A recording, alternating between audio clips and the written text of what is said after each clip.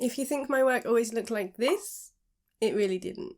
Today I'm going to be sharing some sketchbooks that I've never shared before, showing you how my art style has developed and evolved throughout the years. So I'm going to show you a look at my very early work. I recently found these 3 sketches which are very old and very much not shared on the internet before, so I'm excited to sort of talk you through where I began and how it's evolved to where I am today. Style is something that constantly evolves and changes and should keep changing as we grow as artists. So for me, it's also about the process and finding joy as we create. You probably won't recognise a lot of the work as mine in these sketchbooks, but I think it's really important because I think sometimes young artists think a style just happens overnight, and it definitely doesn't. So I think it's important to show you my journey. So let's have a look at some of these older ones and I'll show you where it all began. So here are the 3 sketchbooks that I want to show you today. So they range from, I think this one was around 2009, then we've got 2013 and 2018 to 2021. So I would say that I didn't use my sketchbooks that regularly. Obviously this one took 3 years, this one took 4 years, and this one was 4 or 5 years. And I was trying lots of different sketchbooks. I don't use ring bound now, so I can see a difference there. This was before I discovered Royal Talons, and I wasn't a sketchbook artist at this point. I just used this for, well, you'll see it's mostly like typography and doodles and just playing around, which isn't different in the way I play now, but you'll see how different my style is. This video stems from a chat that I had with Keiko from Aloha Studios. She interviewed me on her channel a few weeks ago, so I'll leave that linked up in the cards and down below, but we talked a lot about art style and she asked me to bring a sketchbook and share a couple of pages. Now this was the one that I sort of flipped through and shared because I hadn't found these older ones. So when I was getting the Christmas decorations out, I found these. And I thought it'd be really interesting because, like I said in the intro, style is very changeable, and I think sometimes you see an artist and you think they've just always been good at drawing or that they've always known this style, and you never really see the early work. So these are sketchbooks I've not shared before. So we're going to start way at the beginning. I mean, even with this was like a white sketchbook, which I can see some sketching on the cover, which I then covered up with these very garish colours. Again, not very me at all, but let's open this up and I can show you, because this is really old. Okay, so lots of pencil drawings, which again, I'm mixed media now, but you can see where I started. And interestingly, when I was looking through this, there were so many people. Lots of drawing from magazines. This one in particular, I can remember I was drawing from a magazine. I was really interested in clothing and fashion. This was when I was studying graphic design at university. I also was writing my blog at that point, but yeah, it's so fascinating to see. So if you do have older sketchbooks, I recommend looking through them because it is really interesting. So some doodles. This is all just pencils at the moment. This was when I was trying to work out how to stylize, so I don't often draw people because I don't know how to stylize them. So it's really interesting to me that back then I was trying to work that out. I really remember this spread, so lots of heads, again, drawing from magazines to try and get the proportions right, working out my style in terms of people. So even back then I was trying to work out what my style was, and the only way you can work out that is by drawing and creating. I've talked a lot about style on my channel already and how we can sort of develop it, but I've never really shown you how my style has evolved, so I think this is going to be quite an interesting video. So lots of quick doodles, still just pencil at this point, and here's some paint. This looks like acrylic. Again with the people, a few buildings creeping in here. This was from a holiday photo. It's funny how much I can remember when I'm flipping back. I really love this little bird, so a touch of nature coming in here. But the other thing I'm really noticing is line work. I'm using so much more line work here, which I don't really do now. I generally put down my shapes first, and I don't rely very heavily on line. So the thing is, with style, it's not something that just happens. I don't find that it's something that just appears or that you find. It is something that accumulates as you go. And so you really do have to create to be able to accumulate and find out what it is that you want your style to be, what works or what doesn't. So I remember doing the noses and the eyes like this and really enjoying that. I was doing quite a lot of typography. This one was a bit of a playful page. This was for when I started doing my Christmas cards. And you can see lots of decisions, lots of sort of mistakes, and I'm learning from them, working out how I can stylize things. I've got some paint coming in here, learning how to use that. I think this looks like gouache. I'm still using line quite heavily here, although less so on these ones, so perhaps that was a bit of a change in my style there. Yeah, some more people. So it's just interesting to see where I switch. So let's move on to our next sketchbook, which is this one, 2013 to 2017. So I just want to sort of show what I was trying to do at the time. And this is very different to what I create now. So you wouldn't even recognize that this was me. This was this was after university. So I'd graduated by this point. And again, we've got doodles. We've got a little portrait there. I was designing for my Etsy shop. So I started my Etsy shop then. So I was drawing lots of stickers. I was doing some art markets, so a lot of things for that. This one is a very messy sketchbook, so I do get quite a lot of comments about how my sketchbook isn't a sketchbook because it's too nice, like it's not messy or rough enough. And to me, that's not true because sketchbook art is any art in a sketchbook. But you can see back here, this is kind of what they expect from sketchbooks. When I get those sort of comments, it's lots of notes and testing. So I did start with that. It's just now it's evolved and changed to be something a bit more finished. So you can see I have lots of loose paper here. I was really into hand-drawn typography whilst I was at university and beyond. So there's lots of notes, some more people here.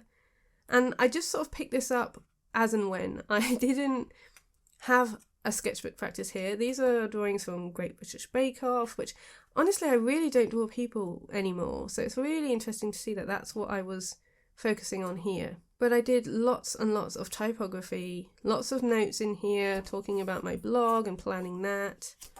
I went to Rome, so I drew there. And there's not really many artist studies here. I was just sort of doing my own little doodles and seeing what they turned into. Got some cake illustrations. So again, fine liner and line, which I really don't do often. So this sketchbook is very much, it carries on in that vein. Lots and lots of typography. This spread I remember really liking, so I started sharing on Instagram some more of my sketchbook. Mostly I shared the finished artwork. I'll put some examples on the screen because this was when I was promoting my Etsy shop more, before Patreon, before I was a sketchbook artist at all. Sometimes I did share spreads like this, but mostly it was the final art.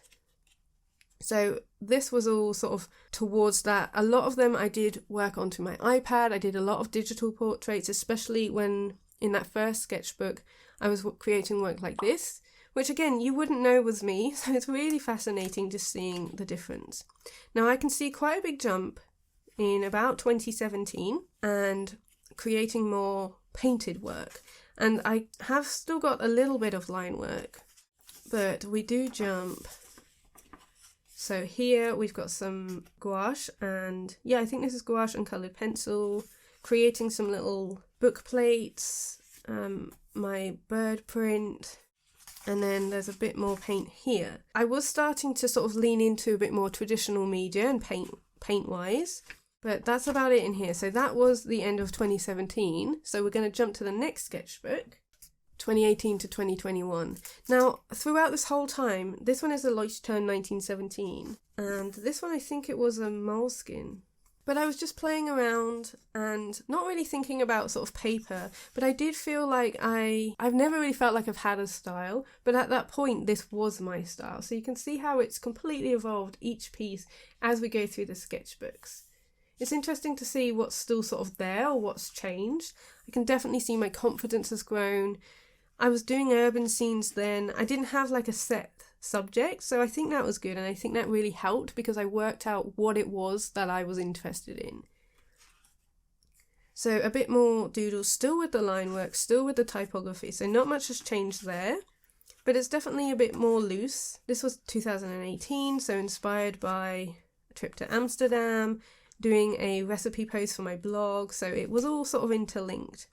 Now from here is where I was starting to do a bit more finished work, so again you can see the difference. I'm not going to show you everything, I feel like this was going to be quite a short video. I remember loving this, I remember feeling like that's what I want my style to be, but I didn't know how to then recreate it in other subjects. So a bit more finished. I used to always use washi tape for the borders, now I don't do that at all. But I hope this is helpful to see how things can evolve, so it doesn't just become sudden, it sort of all compounds into your style as it is, and it's going to constantly evolve. So my style as it is now is going to change in another 5-10 years. So there is a point where you can kind of see a big jump. So as you can see, this is all doodles and quick things. This one was my very first piece done on Google Maps, using Google Maps as a reference. I remember being really pleased with this and how loose it was. You can see I was heavily inspired by Lee Ellickson here, and then sort of working out my colours. Again, still playing around with different mediums. This looks like oil pastel here. And this, I think this is... We're coming up to a few pieces that were around the time I started my YouTube channel. So we've got this one. Yes, this one I definitely remember. I was trying to film my sketchbook. So this was back in 2021, I think I started my YouTube channel. And I remember trying to fill this sketchbook. So if you like scroll way, way back, you'll see the process of this one and this one. And I can see that my confidence is so much stronger now. This feels too wishy-washy for me.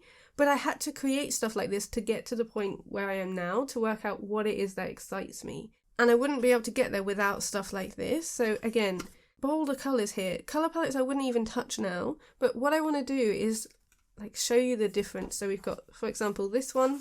And if I grab a couple of my current sketchbooks, so I'm still working in these, they're not finished.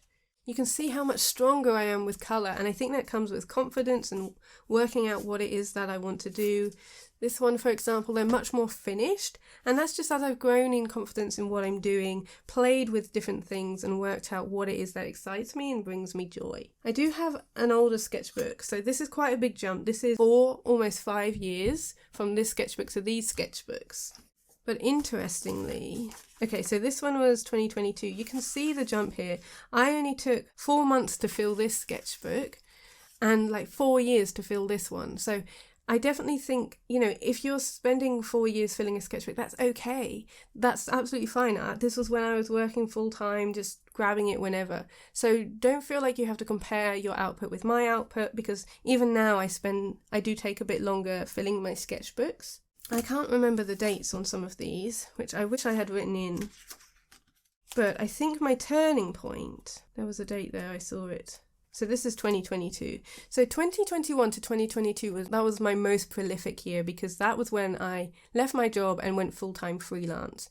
So 2026 will mark 5 years of being self-employed and doing my own thing. And in the summer of 2021 is when I started my year-long daily art challenge, and that is what I attribute to getting my style, or starting to find the style that I'm happy with and then have continued to evolve. And that came from just creating all of the time. And even if you can't do it every day, just creating as often as you want to, or as often as you can find time for. And like I said, I have got videos about this, of making time for art. But it's really important that you do that, because that's how your style will evolve. I wouldn't have been able to do stuff like this without any of the other older sketchbooks, and I do look back on these sketchbooks really, really fondly. This one I did a redraw of. I wonder if I can find it. Oh, here it is. Okay, so this was 2021, so I was using ink line here, so still using a lot of line work, but this is when I got my first set of Neocolors. So I remember colouring this in with Neocolors and my Prismacolor pencils. And then this one I did as like a redraw in 2022. So actually only a year and 3 months difference, but I can see I was pushing myself a bit more with perspective. The angles aren't perfect, but I do love a bit of that sort of wonkiness. But I was definitely more confident with colour, playing around with different mediums. So I've got gouache here, brush pens, Neocolors, and quite a big difference from this one, and feeling like I didn't necessarily need to copy that entirely. I could change it. There's also brush pens here, so really leaning into the mixed media from this to this. But it's really interesting. I even just taped in palettes just to fill up the pages. But it's so fun to see the differences now from back then to now. Sometimes your growth will slow, and that's totally fine. So I haven't necessarily seen a huge amount of growth in 2025, or that I can tell, you know, from 24 to 25, but that's okay, because I'm still enjoying it, I'm having a lot of fun, and I'm still pushing myself and playing. I think when you do have time to create daily, which I don't do anymore, you obviously see those jumps in growth a lot quicker. Now, a lot of this is on YouTube and on Patreon. I started my Patreon in 2021 after I'd quit my full-time job to now, and it's really interesting to see just how things are different, but you can see a lot of energy is the same, which is really fascinating. Like, I can see the movement here, which is something I'm always trying to do. I think these ones are my favourite sketchbooks because I can see just how much fun I was doing daily creating, and how I spend a lot more time editing and doing admin as my business has grown. But it's so fun to see. And yeah, I still do panels. You can see I was using panels here, and I'm still using panels today. So there's definitely a lot of correlation, but there's still a lot more experimenting, trying new things. Sometimes I do work like this, which is recent, and it feels more like 2022 me. So don't feel like you can't sort of jump back or go, I don't want to say backwards, but like you can't try things that you used to do. Because sometimes that's really interesting and like you still enjoy it. It doesn't mean you need to stop. This has become a really long video, but I wanted to just talk about a question that I had, which was, when your style changes, at what point do you know that is your final style and you're now a real artist? So for me, I think that your style should be constantly evolving and changing. I don't think that there should ever be a point where you feel like it's done. And I don't think any artist should feel like they need to stop because they finally reached their perfect art. And that's mostly because I think we need to evolve and change because we need to keep finding that fun in our work. As we get older, our tastes and style changes anyway, just because you're going through life and things are different. And your art is the same as that. So I think we should really encourage that continual growth. And I don't think that I've found the style that I want. I'm constantly interested in pushing it and seeing what else works. Changing my colour palettes, changing my medium, seeing how that changes my style too. So I don't think there is a final style, and there certainly wasn't a point where I felt like a real artist. I still don't feel like a real artist, even though I do teach a lot more. I feel a lot more confident in what I'm teaching and what I'm doing. But I think as an artist, you're constantly going to be evolving. So I hope that's been interesting. I just find it so fascinating to see my difference from line work to now. And obviously there's a lot less typography, but you do see that sometimes creeping in.